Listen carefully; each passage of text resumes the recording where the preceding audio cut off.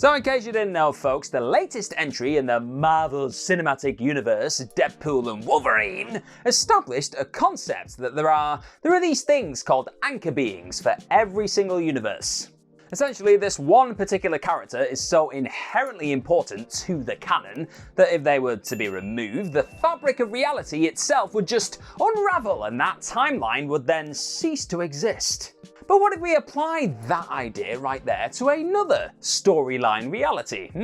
Say, I don't know, the WWE Universe? Yeah, you can see where I'm going. Sounds like fun to me, so let's flippin' go. Flippin', I said flippin'. Because I'm Gareth, this is What Culture Wrestling, and it's time to forget Deadpool and Wolverine, because here are 10 potential WWE Universe anchor beings. Number 10, Cody Rhodes. Now, an easy candidate for the WWE Universe's anchor is definitely Cody Rhodes, right?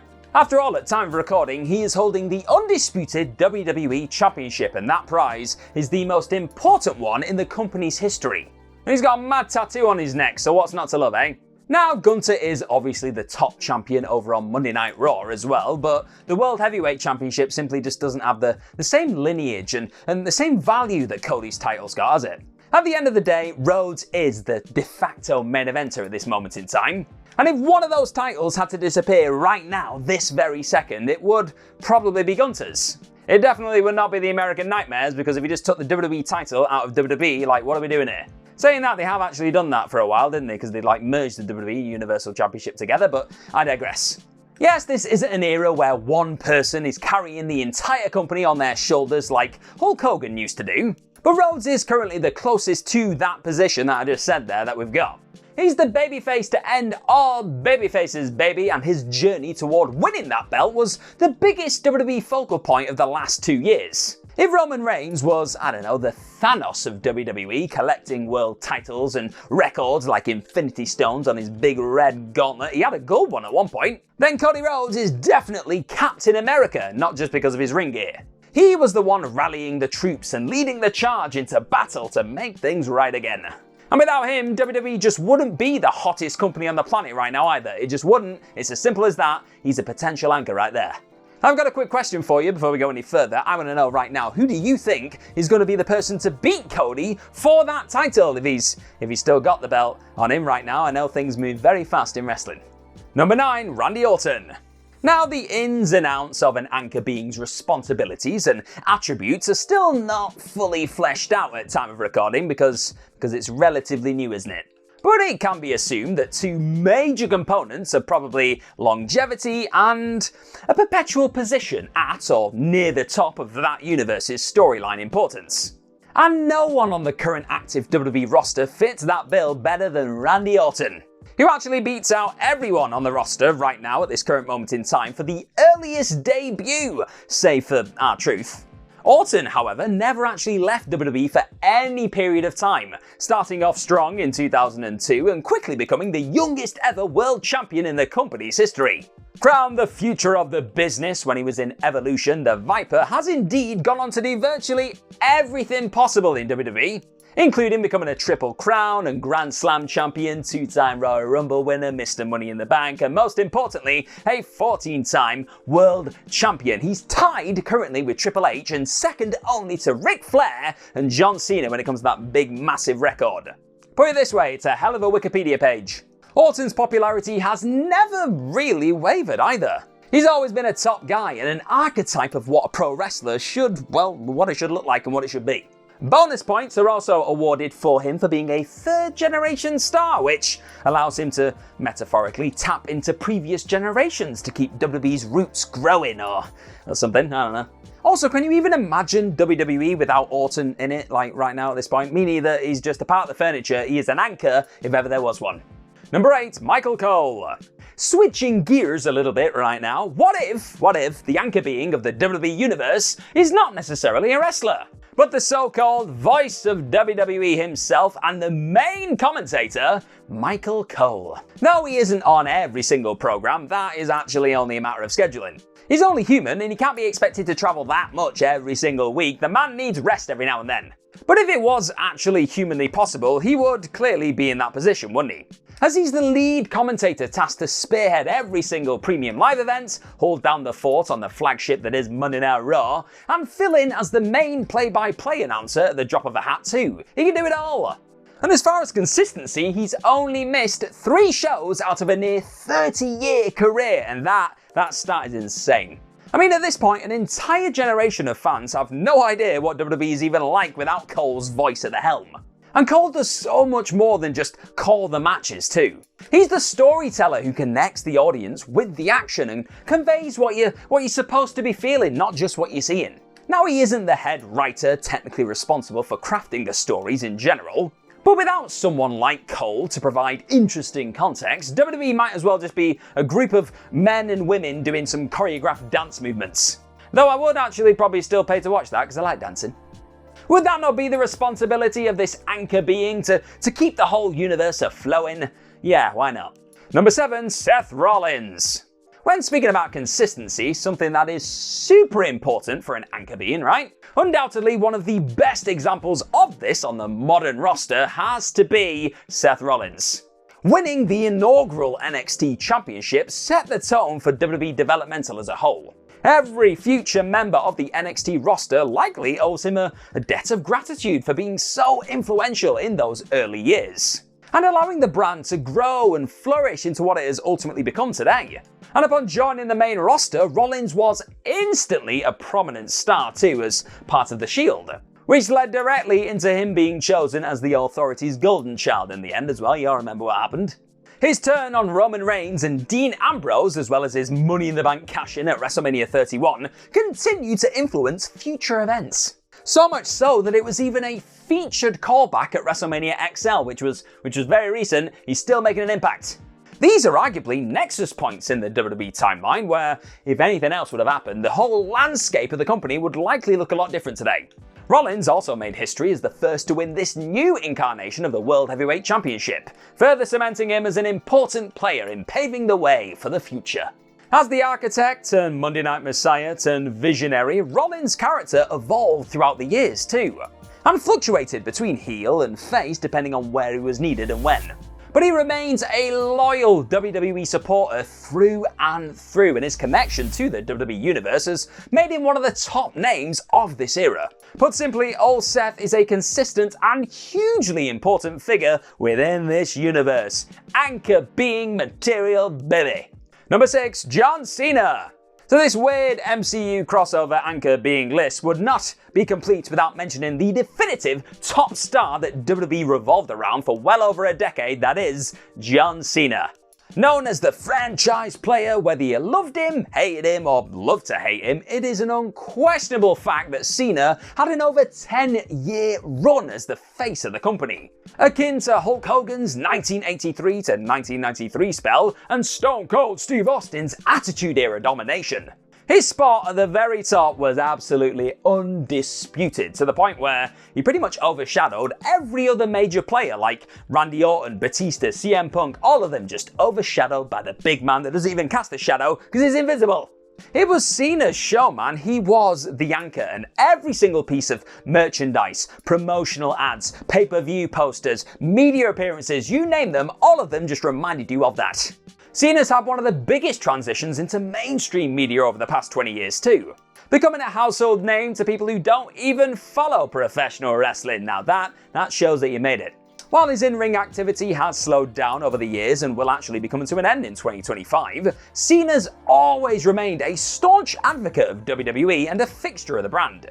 It is likely he will always be associated with it and will be forever looked back on as one of the main factors why the company stayed alive and grew to prosper after the dip in popularity post-Attitude Era. Just a shame that we can't see this potential anchor being in it. Just a shame. Thank you very much for joining me for a bit of Deadpool and Wolverine fun right here, my friend. And if you're into this stuff, if you're having a good time with it, then hit that subscribe button because you're going to get more of it. You get more of these videos, more of my stupid face. Ha. Number 5, The Rock.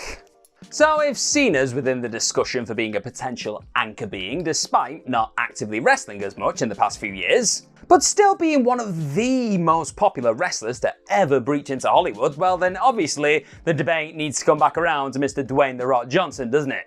Now the People's Champion had less consecutive years on top, sure, and was always in a bit of a race with Stone Cold Steve Austin for the true top dog spot in his era. But he eventually blew up into the biggest pop culture star of the past 20-something years. That global recognition is magnified whenever he returns to WWE too, where he is immediately revered as a cut above the rest. He's just up there. He's even more of a household name than Cena, and in the history books goes down as the special attraction that was brought in to face Cena. Which, when you're just weighing everything up, it probably puts him on a bit of a pedestal, doesn't it? As mentioned with Orton, there is something to be said about family history and lineage too. And Johnson brings even more of that to the table because he's part of the Anoa'i dynasty, which has also been at the forefront of WWE storytelling for the past few years. So when you take all that and then you just add in all of his impressive records that he loves talking about, and the idea that he's now an executive helping run the company as part of the TKO board of directors, and it all makes him one of the most influential people in WWE history. And one who will no doubt continue to shape it for years to come, like an anchor final boss. Number 4, Vince McMahon. While he's obviously not in the company anymore, Vince McMahon will forever be etched into every single fabric of WWE's being. He's the reason that World Wrestling Entertainment exists, not only because of what he's done, for better or worse, over the last 40 years, but because he inherited/purchased it all those years ago. Helen McMahon has been at the forefront of this company since it was originally called the Capital Wrestling Corporation even. As influential and popular as names like Bruno Sammartino, The Undertaker, Macho Man Randy Savage and so many others have been to WWE, there is no singular person more responsible for crafting this world and even dubbing it the WWE Universe than McMahon. Had he not tarnished his name with scandals, he would probably still be running operations. Admittedly, it is a good thing that he isn't, but therein lies another aspect of this discussion that we've not yet examined. When an anchor being dies, the universe gets destroyed, even if it takes 1,000 years to come around to it. Within just a few months of McMahon's departure, aspects of the world that he created were already changing. For the better, of course. And WWE as a company, it must be said, is showing absolutely no signs of dying at all. The WWE Universe has quickly shifted after his exit and will continue to evolve as time goes on. Just like the MCU continues to evolve and change in the wake of important figures leaving that franchise. And also, just one final point on this, who's to say that the anchor being can't be a complete piece of Number 3, Triple H. Triple H is able to check off every single previously mentioned attribute while also adding a few more to the mix. And after all, we are in the Paul Levesque era, which probably needs to count for something as well, right? He ties Randy Orton for the second most world title reigns ever, and has accomplished even more overall in his career as far as a pure list of accolades go. When it comes to longevity, Triple H has been an even more dedicated WWE-only guy than Orton, Rollins, and the rest of them, having been in the company since 1995 and never wavering since. As Vince McMahon's son-in-law, he's also able to carry that torch, as well as combine it with being the chief content officer too. In other words, he's quite an important dude, is our Triple H. And as the head of WWE Creative, he is even more influential in steering the company in a particular direction than someone like Michael Cole. To the point that he's been entrusted to specifically be the writer to craft how WWE will live on in the future. I mean, there's a reason that you hear his voice for the WWE intro, as he holds the keys to the kingdom of the past, present, and the future of WWE. Or as he says it, then, now, forever. A legendary career that has few, if any, equals, being part of the corporation, Evolution, the Authority, the leader of NXT, and now WWE's driving force. It all creates a hard argument for anyone else even being considered this universe's anchor being. But we'll keep on considering because I've got 2 more entries. Number 2, Roman Reigns. Circling back around to a pure performer argument now. If you're still leaning towards Cody Rhodes as your top pick, well, his main competition right now in this world of WWE beyond question would be Roman Reigns.